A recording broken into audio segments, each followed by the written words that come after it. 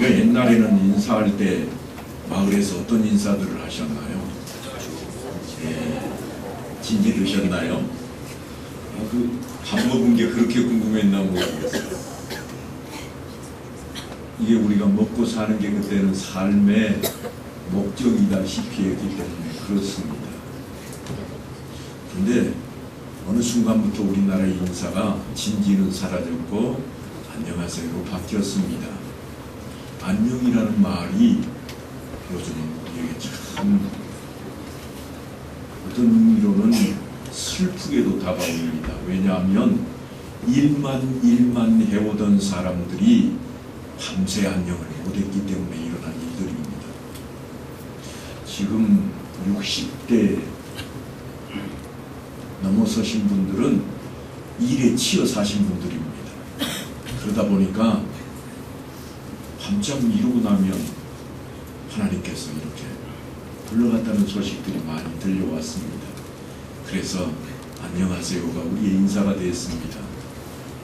다음 세대에는 어떤 인사가 우리의 인사가 될까요? 여러분, 우리가 잘 아는 대로 유럽의 인사는 영어식으로 하면 뭐죠? 굿모닝. 우리말로 해석하면 아침이 좋습니다. 좋은 아침입니다. 이런 뜻이에요. 우리도 바뀌지 않을까요? 사는 양식이 바뀌면 인사도 바뀌게 될 겁니다. 여러분, 오늘 교회에서 성도님들을 만나면서 어떤 인사를 하셨습니까? 예배 시간 아니면 샬롬은 해본 적이 없죠. 또 말씀 들을 때만 샬롬 한번 하는 것 같아요. 샬롬이라 하는 말은 히브리어인데 하나님의 평강이 너희에게 있을지어다 하는 그런 의미를 담고 있습니다. 평강의 축복의 인사입니다. 복을 비는 인사예요. 그래서 샬롬이라 말을 하고, 또한 그 복의 진수가 뭔가 하면 말씀대로 정말 살아가고 있는가, 그것을 우리가 늘 다져보곤 합니다. 공간복음을 읽다 보면 겟세마네 동산에서의 주님의 기도가 예수님의 마지막 기도로 등장합니다. 마지막 기도라 이 말씀은 주님께서 한적한 장소를 찾아서 기도하신 내용에 대한 이야기입니다. 마지막 기도 따로 있는데 그러지 마시고요. 주님의 마지막 기도 그렇게 이야기할 때는 주님께서 마지막으로 한 기도를 이야기하는 것이 아니라 한적한 장소를 찾아서 기도할 만한 장소에서 기도하신 내용에 대한 이야기를 하는 겁니다. 겟세마네 동산에서 기도하실 때 주님의 속마음이 그대로 그려집니다. 내 아버지여, 만일 내가 마시지 않고는 이 잔이 내게서 지나갈 수 없거든 아버지의 원대로 되기를 원하나이다. 그러니까 실제로 주님의 속마음은 어디에 있어요? 이 잔 안 마실 수 없나요? 이런 거예요. 물론 아버지 뜻대로 되기를 원하지만 이 잔 어떻게 안 마실 수 없을까요? 그런 의미를 담고 있는 기도의 내용이라 그런 마음을 우리가 가지고 오늘 말씀을 좀 들여다봐야 될 것 같습니다. 참으로 처절한 기도의 내용인데 마태는 3번씩이나 같은 내용으로 기도하셨다. 3번을 똑같은 내용을 가지고, 그것도 하나님이신 예수님께서 기도를 하고 있으니 놀라운 기도입니다. 또 그들을 두시고 나아가 3번째 같은 말씀으로 기도하신 후에, 그리고 누가는 보다 적극적으로 묘사를 해놓았습니다. 예수께서 힘쓰고 애써 더욱 간절히 기도하시니 땀이 땅에 떨어지는 핏방울같이 되더라.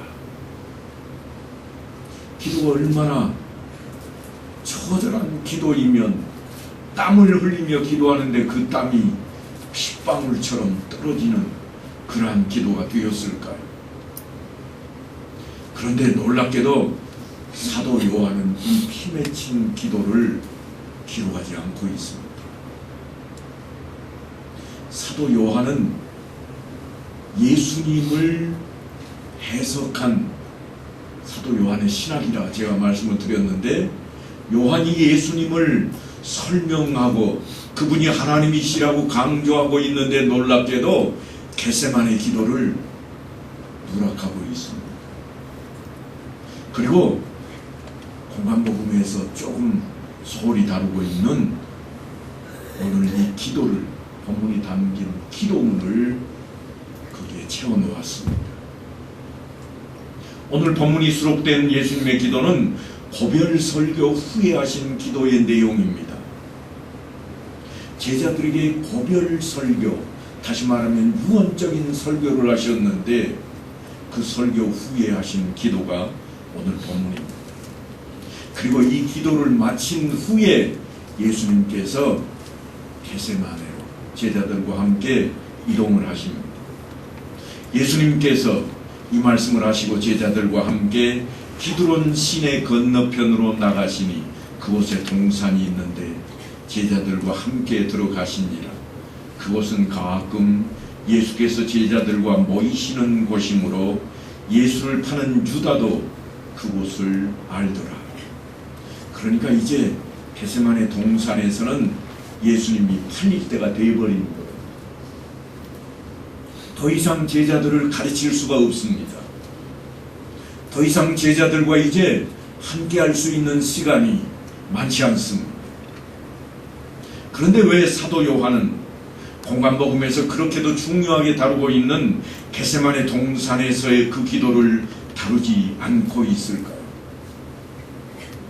본래 사람은 세월이 지나면서 기억이 점점 가물거리고 쇠퇴하기 마련입니다. 그럼에도 불구하고 중요한 사건은 잊혀지지 않습니다. 우리가 흔히 병 중에 가장 독한 병이라고 하는 치매가 걸려도 아주 중요하게 인식했던 그 사건만은 놓지 않는다고 그럽니다. 그러니까 엄밀하게 따지자면 사도 요한이 생각하기에는 이 기도가 겟세마네에서의 기도보다 더 중요하다고 여긴 겁니다. 제자들 가운데 가장 오래 살았고 선수를 누린 그에게 시간이 지날수록 새록새록 와 닿는 것이 있는데 그것은 다름 아닌 주님의 고별 설교입니다. 마지막으로 제자들에게 명하시고 이르신 그 말씀이 생각났고, 그리고 그때 기도하신 내용이 훨씬 중요하다고 생각이 들었던 겁니다. 사도 요한은 주님께서 승천하신 후에 처음에는 예루살렘 교회를 이끌었습니다.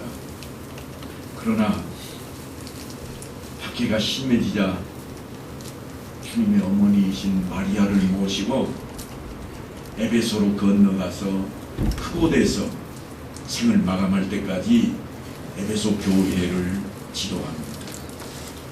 사도 요한은 그 어떤 제자들보다 교회를 많이 했던 인물입니다. 교회의 중요성을 누구보다도 잘 알았기에 하나님의 자녀들이 진정으로 예수님의 지체가 되어야 한다고 하는 것을 실감했을 것입니다. 그런 주님의 고별 설교의 핵심이 무엇인지 그것을 우리에게 심어주기를 원했습니다. 주님께서는 그것을 아시기에 고별 설교를 통해서 제자들과 우리에게 세상을 이기시고 하나님 나라를 건설하는 데 필요한 그 사명을 요구하십니다. 겟세마네에서의 주님의 기도가 십자가의 죽음과 고난을 앞둔 예수님 자신을 위한 기도였다며, 요한이 지금 다루고 있는 예수님의 기도는 예수님의 그 거룩하신 사명을 계승하고 이어서 감당해야 할 제자들과 우리를 위한 기도입니다. 주님의 그 기도의 핵심은 다름이 아닙니다. 고별 설교의 내용을 그대로 담고 있는데 하나 되게 하옵소서 하는 것입니다. 어떻게 하나 될 것을 간구하는가 하면 그 기도문 중에 저희가 오늘은 2절만 읽었습니다만 이 본문의 내용이 이렇게 됩니다. 아버지께서 내 안에 내가 아버지 안에 있는 것 같이 그들도 다 하나가 되어 우리 안에 있게 하사 세상으로 아버지께서 나를 보내신 것을 믿게 하옵소서. 하나됨이 어디에 있는가 하면 믿음 안에 있습니다. 그래서 우리로 하나 되게 하기 위해서 주님께서 그의 영광을 우리에게 주셨다, 그렇게 말씀합니다. 그 영광은 하나님께서 예수님께 부여하셨던 영광입니다. 내게 주신 영광을 내가 그들에게 주었사오니 이는 우리가 하나 된 것 같이 그들도 하나가 되게 하려 함이니이다. 그렇게까지 하나 되게 하려고 하시는 이유가 있는데 그것은 두말할 필요도 없이 사랑입니다. 주님께서 계명을 요약을 했는데 뭐로 요약했는가 하면 사랑으로 요약을 했습니다. 계명을 지키는 것이 하나님의 일이라. 다시 말하면 사랑을 하는 것이 하나님의 일이라고, 그래서 요한은 거침없이 해석을 합니다. 그것은 다름이 아닌 하나님께서 우리를 사랑하신다고 하는 겁니다. 하나님의 사랑. 그래서 하나님의 영광이 드러나는 자리에 우리도 함께 있게 되기를 예수님께서 바라고 계신 겁니다.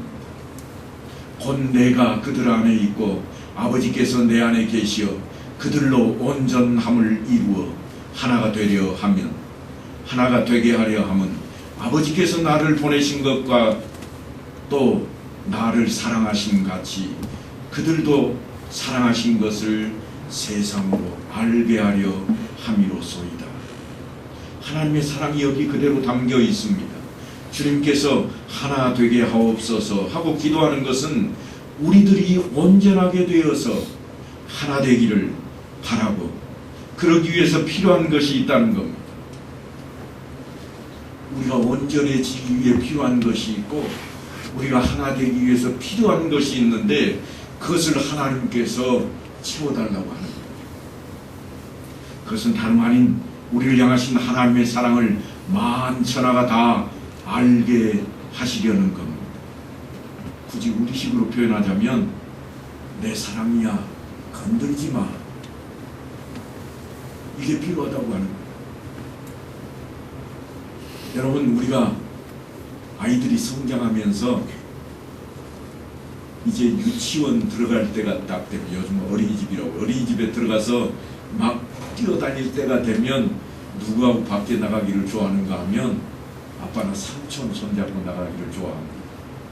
특별히 아빠하고 삼촌이 좀 무섭게 생길수록 더 좋아합니다. 왜 그렇겠어요? 야, 우리 아빠야, 이것 때문에. 야, 우리 삼촌이야, 까불지 마, 이것 때문에. 그런데 지금 예수님께서 하나님께 기도하시는 내용이 뭔가 하면 바로 그 내용입니다. 고별 설교를 해놓으시고 하나님, 이들에게 하나님인 우리가 줘야 될 게 있습니다. 그게 뭐냐 하면 이들이 나가서 야, 내 아버지야, 그렇게 하게 해줍시다. 지금 그 기도입니다. 하나 되게 하는데 그게 필요합니다. 온전하게 하는데 그게 필요합니다. 내 사랑이야 건들지 마, 바로 그것이 저들에게 필요하지 않겠습니까? 그렇다면 예수님의 이 기도는 하나님의 기도니까 다 이루어졌을까요? 안타깝게도 그렇지 못한 것 같습니다.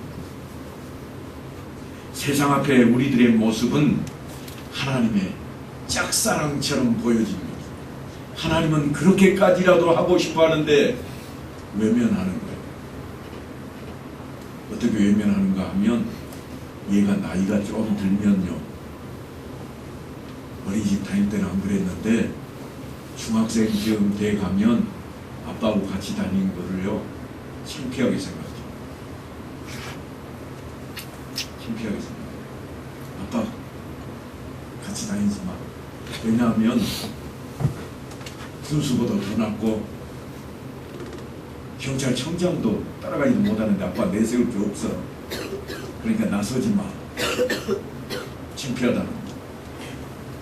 마치 하나님을, 요한이 보기에 마치 하나님을 우리가 그렇게 취급하고 있는, 세상 앞에 우리가 하나님을 그렇게 처리하다 보니까, 내놓다 보니까 마치 짝사랑하는 하나님처럼 보이고 있습니다. 그래서 세상이 우리를 찝쩍거립니다. 여전히 놀림거립니다. 왜냐하면 우리 모습을 보니 온전해지지를 못했습니다. 예수님께서 바라시던 그 온전함을 이루지 못한 겁니다. 사도 요한은 예수님을 소개할 때 말씀이 육신이 되어 우리 가운데 거하심에 우리가 그의 영광을 보니 아버지의 독생자의 영광이요 은혜와 진리가 충만하더라 그랬습니다. 은혜와 진리가 충만하신 주님이라고 그렇게 소개했는데, 그런데 교회사를 되짚어보면 그동안 교회는 진리 면에서는 정말 쉬지 않고 열심히 일해왔습니다. 공회를 소집하고 신조와 교리를 채택했으며 신학의 체계를 정립하는 데 몰두했습니다. 지난 한 주간 동안에 우리 교회가 속해 있는 합동교단도 총회를 했습니다. 총회로 모여서 얼마나 시끌벅적하게 많은 이야기들을 나누었는지 모릅니다. 그 이야기들을 가만 들어보면 다 옳아야 된다고 하는 이야기들입니다. 원리에 대한 이야기들을 수도 없이 나누었습니다. 거기에 몰두했습니다. 그래서 수많은 신학자들이 논쟁과 이론을 만들어냅니다. 그러다 보니까 문제가 발생합니다. 올바른 신학을 정립하는 것은 반드시 필요합니다. 하지만 이런 연구와 논쟁들이 분열을 초래하게 만들었다고 하는 겁니다. 또 은혜와 사랑에 대해서도 교리적으로, 이론상으로는 흠잡을 데가 없이 완벽합니다. 예수님의 사랑, 우리 그렇게 살아야지요. 그렇게 말하지 않는 교회가 있나요? 없습니다. 어느 교회를 가도 다 예수님의 사랑, 하나님의 사랑 안에 그렇게 외치고 있습니다. 하지만 실천에 있어서는 소홀합니다. 미미하기 짝이 없습니다. 지식으로는 열심이었습니다. 머리로는 생각을 다했습니다. 그러나 손과 발이 움직이지는 않았습니다. 주일 성수해야 돼요. 그렇죠. 그건 말씀이라고 하세요.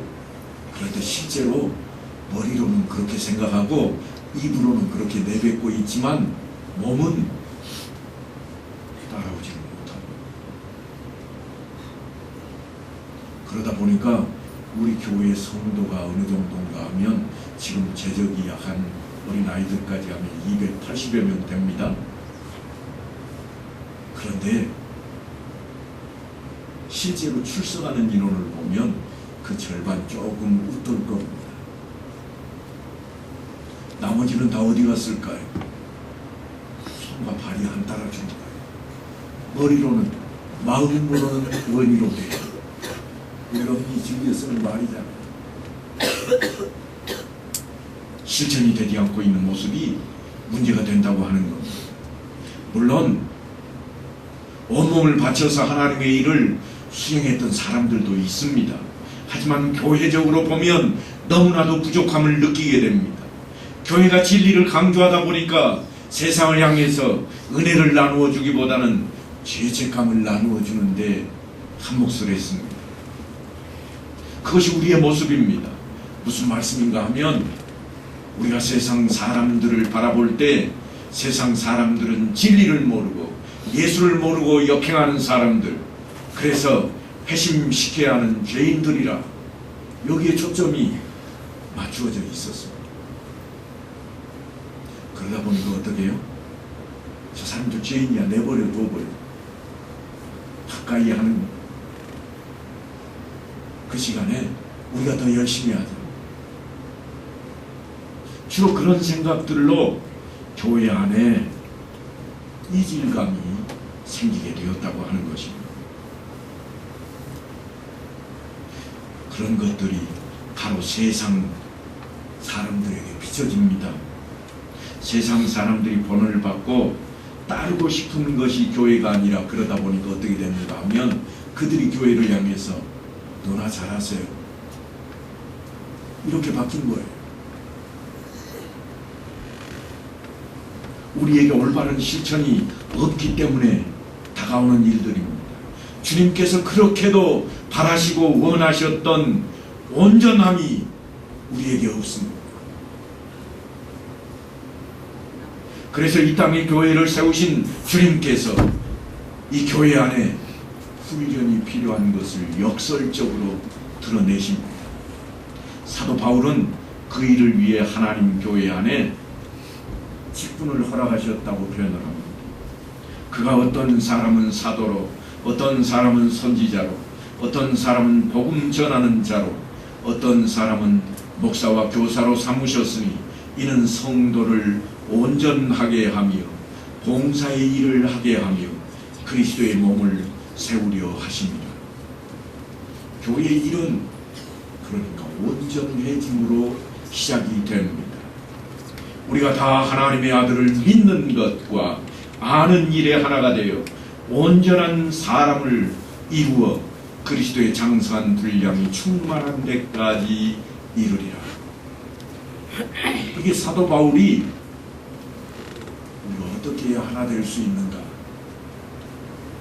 어떻게 해야 주님의 고별 설교에 합당한 자리로 갈 수 있는가 하고 해석해 놓은 그런 부분입니다.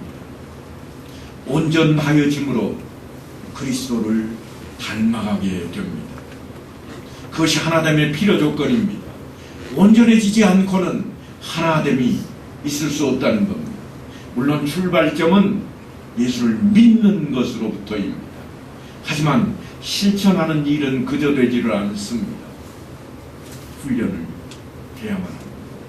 훈련이 필요합니다.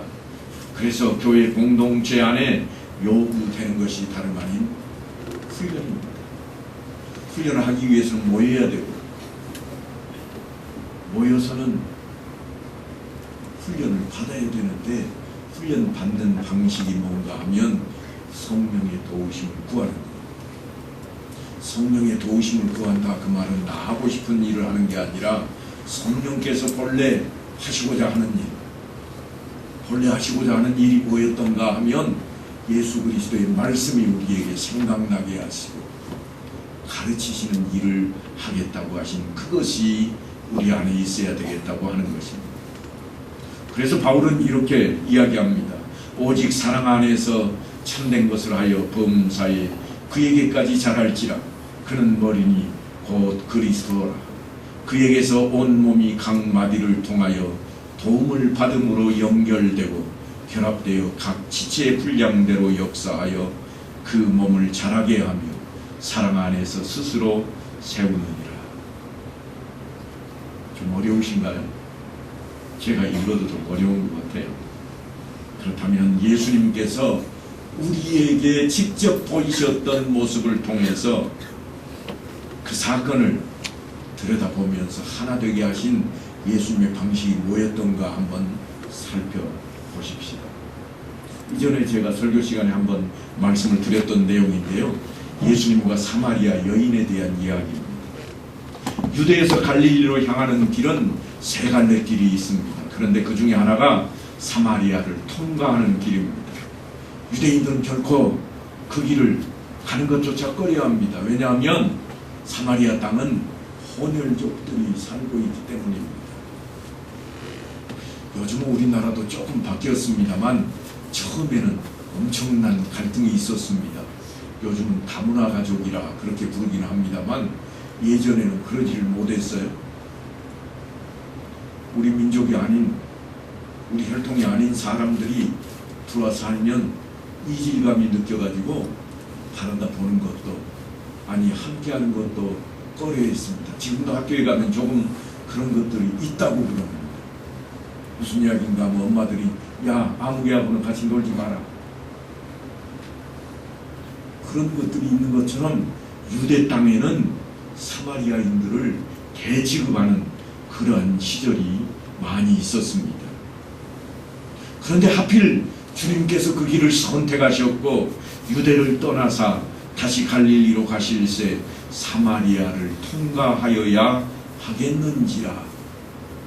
통과해야 되겠다는 거예요. 주님께서. 그 이야기는 뭔가 하면 주님께서 하실 일이 있다는 겁니다. 갈릴리로 가시는 일을 하고자 하는 게 아니라 가시는 도중에 통과해야만 될 일이 있다고 말씀하는 겁니다. 그 길에서 우리는 참담한 상황 속에 체념해버린 그런 한 여인을 주님께서 만나게 된 것을 보게 됩니다. 그러니까 그 여인을 만나기 위해서 주님께서는 일부러 그 길을 가시는 겁니다. 예수께서 길을 가시다가 피곤하여 우물 곁에 그대로 앉으시니 때가 6시쯤 되었더라. 성경이 그냥 기록된 것 같지만 사실은 이게 필요해서 기록을 하고 있습니다. 이 6시라 하는 것은 유대인들은 낮 시간만 12개로 쪼개서 시간을 불렀습니다. 당시에요. 그러니까 6시면 언제예요? 한낮 정오를 가르칩니다. 한낮에 뜨거운 그 시간에 주님께서 왜 하필이면 그 자리에 계시게 되는가 하면 예수님께서 그 시간에 만나야 할 사람이 있기 때문에 한 여인이 우물가에 나타납니다. 예수님 그걸 아신 겁니다. 그리고 예수님께서 그 여인을 향해 물을 좀 달라 그러십니다. 예수님은 누가 봐도 유대인인 것이 드러나게 유대인 복장을 하고 있습니다. 물을 좀 달라 하는데 말씨도 사마리아 말씨가 아니라 갈릴리 말씨입니다. 유대인들 말씨예요. 그래서 수가성 여인이 뭐라고 그러는가 하면 당신은 유대인인데 어째서 사마리아 여자인 나에게 물을 달라고 합니까?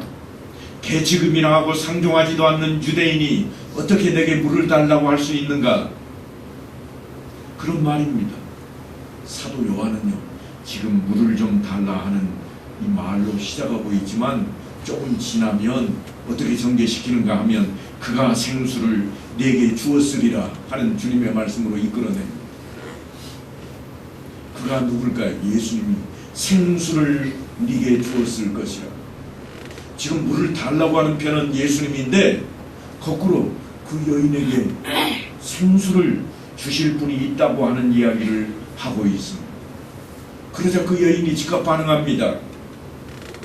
주여 그런 물을 내게 주사 목마르지도 않고 또 여기 물을 기르러 오지도 않게 하옵소서. 세상에 마르지 않는 그런 물이 있다면 날 좀 주시오. 그러면 아무 걱정이 없이 내가 살아갈 수 있겠습니다. 그런 이야기입니다. 자신을 치료할 수 있는 처방을 이미 이 여인은 가지고 있습니다. 그런데요, 주님께서 그렇게 하실 의향이 없습니다. 이 여인한테 처방전을 내리는데 뭐라고 하는가 하면 가서 네 남편 데려오거라. 아니 생수를 달라니까 왜 남편 타령인가? 그럴 수 있습니다. 지금까지 주고받은 주님과 그 여인의 대화를 살펴보면 서로 겉돌고 있습니다. 왜냐하면 주님은 하늘의 이야기를 하고 있고 이 여인은 땅의 이야기를 하고 있기 때문입니다. 우리가 기도할 때에 하나님과 우리 사이에 겉도는 게 뭔가 하면 하나님께서는 하늘의 것, 주님의 뜻을 물으라고 요청하고 있는데 우리는 늘상 땅의 것, 내 것을 요청하고 있기 때문에 겉도는 모습이에요. 주님께서 하나님 나라를 우리에게 알려주시게 이 땅에 오셨습니다. 그래서 복음서를 보면 수도 없이 천국은 이와 같으니 비유들을 끊임없이 말씀을 하셨는데 지난주 설교처럼 제자들이 비유를 어렵게 생각한 것처럼 우리도 비유를 들었기는 들었지만 수도 없이 비유를 대했지만 여전히 천국이 아리송하게 느껴집니다. 그 여인이 주님께 나는 남편이 없나이다 그런 고백을 합니다. 그러자 주님께서 그에게 죄를 묻지 않습니다. 이 여인은 지금 죄를 충당해야 될 입장입니다. 남편이 없다고 말은 하고 있지만 남자와 함께 살고 있거든. 그러면 주님께서 죄를 충해야 될 것인데 네 죄를 네가 알렸다 그래야 될 것인데 그러지 않고 은혜로운 모습으로 접근을 합니다. 찾아가는 사람도 만나주는 사람도 없는 애롭고 불쌍한 인생. 정신적인 고통은 말로 할 수 없고 육적인 고통도 다반사로 여기고 살아갑니다. 그러니까 한낮이 뜨거운 시간에 물을 길러 우물터에 나오고 있는 거죠. 그런데 예수님께서는 그에게 열심을 다해서 가까이 다가가고 있습니다. 그 열심에 감동했을까요? 아니면 자신의 내력을 훤히 용하게도 알아채는 이 사람한테 감동했을까? 주님을 향해서 그 여인이 그럽니다. 주여 내가 보니 선지자로소이다. 남편이 없는 것을 다 알되 네가 벌써 남편이 몇이나 있었고 지금 있는 사람은 네 남편도 아니라. 그렇게까지 말을 하니 감동해서 하는 말이었을까? 그리고는 종교적인 갈등에 대한 이야기로 관심이 바뀌어갑니다. 무슨 갈등인가 하면 예배를 어디서 드려야 옳은 것인가? 당신 유대인들은 예루살렘에서 예배 드려야 된다고 하는데 우리 사마리아 사람들은 바로 이 앞에 있는 산에서 드려야 된다고 합니다. 어느 게 옳소? 당신 선지자인 것 같은데 한번 말 좀 해보시오 하는 겁니다. 그랬더니 주님께서 우리 조상들은 이 산에서 예배하였는데 당신들의 말은 예배할 곳이 예루살렘에 있다 하더이다 하는 이 말에 이 산에서도 말고 예루살렘에서도 말고 너희가 아버지께 예배할 때가 있으리라. 예루살렘이 예배의 처소가 아닌 것을 선포하고 있습니다. 지금 우리가 들으니까 아무것도 아닌 것처럼 들려지지만 당대 유대인들이 들었으면 큰일 날 일입니다. 율법을 어기는 일입니다. 유대인 남자는 1년에 몇 차례요? 3차례. 어디로? 성전이 있는 예루살렘으로 반드시 나와서 성전에서 하나님께 얼굴을 비춰야 됐습니다. 눈도장을 찍어야 됐습니다. 그런데 예수님께서 그러지 않을 때가 온다는 겁니다. 그리고 하시는 말씀이 하나님은 영이시니 예배하는 자가 영과 진리로 예배할지니라. 여기서 말하는 영은 성령을 그대로 옮겨놓은 단어, 똑같은 단어이고 진리는 내가 곧 길이요 진리라는 예수님에 대한 것을 그대로 옮겨놓은 단어입니다. 그러니까 예배할 때가 다르게 예배할 때가 올 것인데 예수님 안에서 성령 안에서 예배하는 그때가 올 것이라. 그 여인이 그 말을 듣고 메시아상을 끄집어냅니다.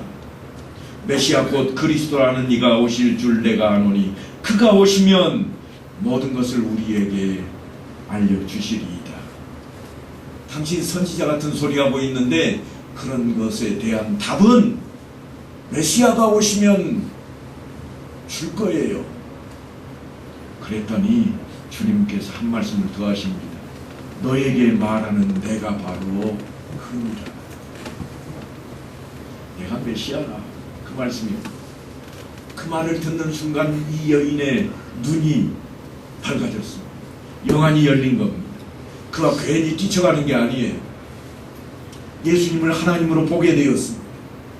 그래서 그는 하나님의 아들의 영광을 보았고 사도 요한이 예수님을 소개했던 그 모습, 말씀이 육신이 되어 우리 가운데 거하심에 우리가 그의 영광을 보니 아버지의 독생자의 영광이요 은혜와 진리가 충만하더란 그 모습을 보고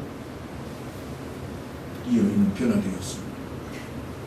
어떻게 변화됐을까?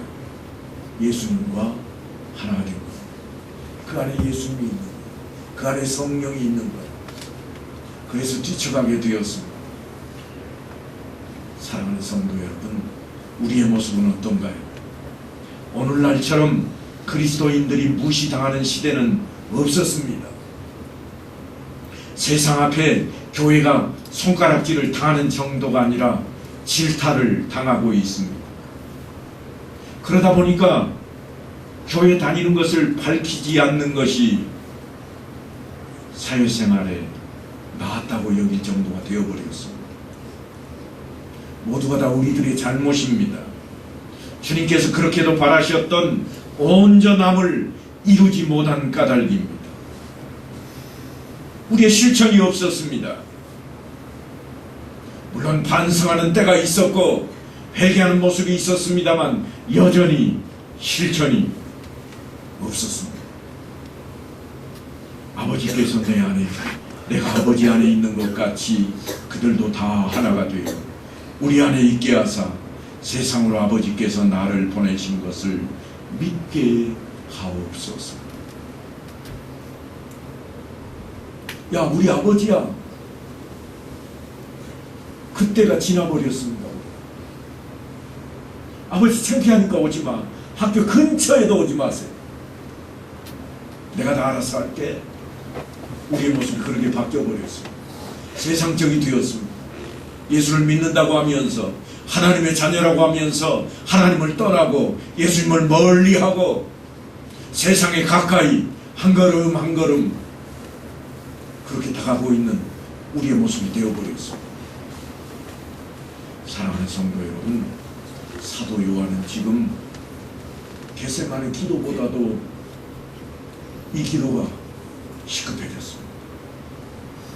왜냐하면 우리의 모습이, 우리의 삶이 그렇기 때문입니다.